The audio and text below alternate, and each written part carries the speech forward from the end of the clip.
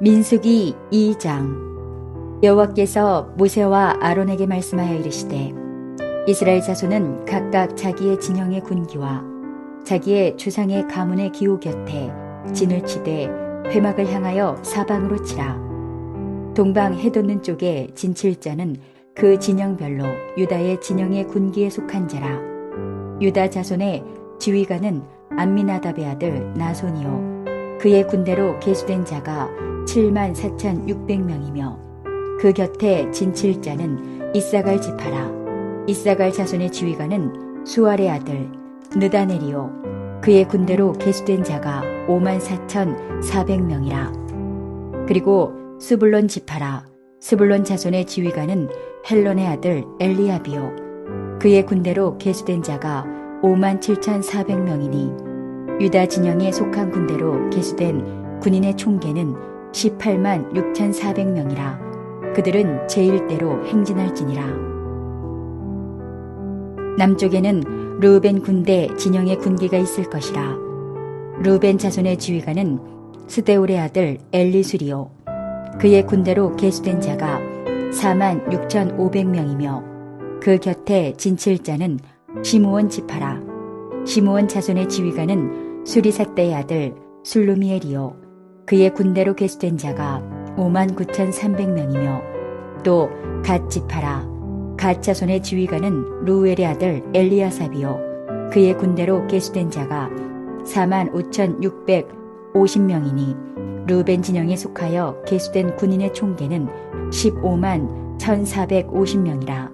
그들은 제2대로 행진할지니라. 그 다음에 회막이 레위인의 진영과 함께 모든 진영의 중앙에 있어 행진하되 그들의 진친 순서대로 각 사람은 자기의 위치에서 자기들의 길을 따라 앞으로 행진할지니라. 서쪽에는 에브라임의 군대의 진영의 군기가 있을 것이라. 에브라임 자손의 지휘관은 암미우스의 아들 엘리사마요 그의 군대로 계수된 자가 45,000명이며 그 곁에는 므낫세 지파가 있을 것이라.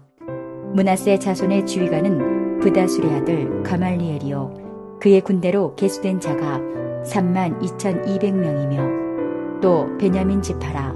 베냐민 자손의 지휘관은 기드오니의 아들 아비단이요 그의 군대로 계수된 자가 35,400명이니 에브라임 진영에 속하여 계수된 군인의 총계는 108,100명이라. 그들은 제3대로 행진할지니라. 북쪽에는 단 군대 진영의 군기가 있을 것이라. 단 자손의 지휘관은 암미삿대의 아들 아히에셀이요 그의 군대로 계수된 자가 62,700명이며 그 곁에 진칠 자는 아셀 지파라. 아셀 자손의 지휘관은 오그란의 아들 바기엘이요 그의 군대로 계수된 자가 41,500명이며 또 납달리 지파라. 납달리 자손의 지휘관은 에난의 아들 아히라요 그의 군대로 계수된 자가 53,400명이니 단의 진영에 속하여 계수함을 받은 군인의 총계는 157,600명이라. 그들은 길을 따라 후대로 행진할지니라 하시니라. 이상은 이스라엘 자손이 그들의 조상의 가문을 따라 계수된 자니 모든 진영의 군인 곧 계수된 자의 총계는 603,550명이며 레위인은 이스라엘 자손과 함께 계수되지 아니하였으니 여호와께서 모세에게 명령하심과 같았느니라. 이스라엘 자손이 여호와께서 모세에게 명령하신 대로 다 준행하여 각기 종족과 조상의 가문에 따르며 자기들의 길을 따라 진치기도 하며 행진하기도 하였더라. 안녕하세요. 오늘은 광야 여정을 위한 준비라는 제목으로 함께 말씀을 나누고자 합니다. 우린 지난 시간에 광야 여정의 성패는 성막의 관계가 어떠하냐, 정말 성막이 우리의 삶 가운데 중심에 있느냐, 구심점이 거기 있냐, 여기에 따라서 광야 여정의 성패가 달려있다고 말씀드렸습니다.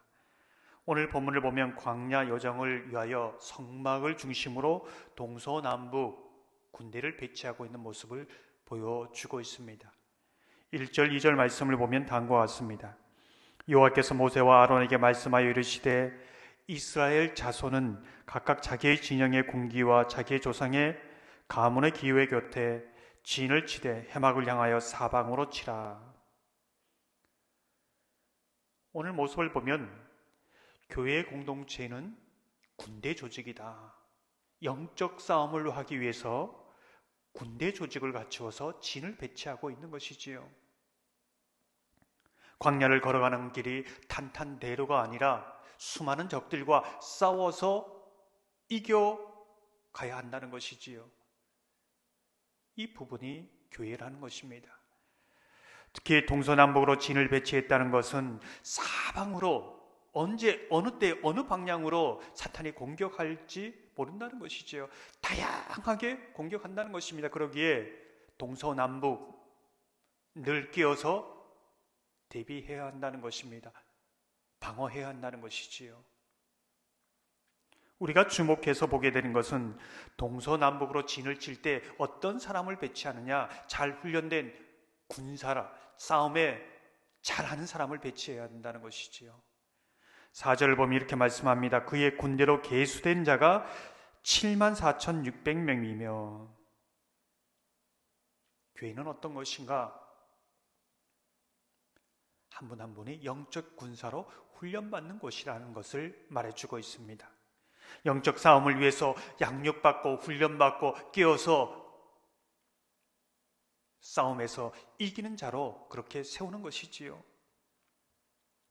우리가 눈여겨보아야 할 것은 동서남북으로 진을 배치할 때에 무엇을 보호하기 위한 진인가? 다른 말로 하면 이스라엘 공동체를 보호하기 위한 능력은 어디서부터 오는가? 이제 이 부분을 말해주고 있습니다. 공동체가 가지고 있는 가장 핵심 보호할 부분은 예배라는 것이지요. 성막입니다. 그 예배 가운데 주시는 하나님의 용서의 은혜, 하나님의 말씀의 능력, 그 공급함을 통하여 그 능력으로 군대로서 강력한 그 싸움에서 승리할 수 있다는 것을 보여주고 있는 것입니다. 그렇게 보면 성막은 인간의 몸의 심장부와 같습니다. 교회의 공동체의 심장부가 무너지면 모든 것이 무너지는 것이지요. 각 개인의 심장부, 각 개인의 인생의 심장부는 어디일까요? 예배입니다.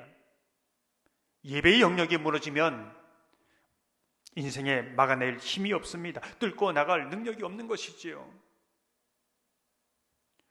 우리가 이 진을 볼 때 이 진이 어떻게 그 형태에 흐트러지지 않고 발을 맞추어 나가고 있는가? 그 부분을 보여줍니다. 17절을 보면 이렇게 말씀하지요. 그 다음에 해막이 레인의 진영과 함께 모든 진영의 중앙에 있어 행진하되 그들의 진친 순서대로 각 사람은 자기의 위치에서 자기들의 길을 따라 앞으로 행진할지니라. 회막에서 들려오는 하나님의 말씀을 따라 각자 자기 위치에서 발을 맞추어 나아가는 것입니다. 말씀을 중심으로 굉장한 결속력을 가지고 질서 있게 나가는 것이지요.